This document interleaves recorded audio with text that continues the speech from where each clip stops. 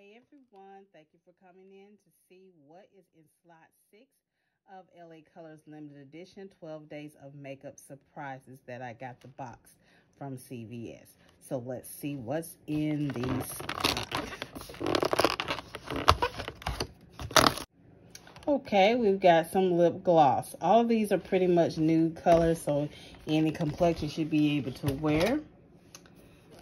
But let me go ahead and swatch that real quick. Very sheer, so that's a good one there, like that. And it's very it's not sticky, but you can feel the moisture, and you can tell by my skin that it has a lot of moisture compared to the rest of my hand. So if you haven't been watching, let me go ahead and recap. The first item is this lippy from day 1. Day 2, we had the eyeshadow.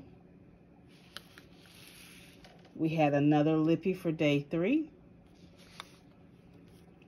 4, blush. 5, a lip balm.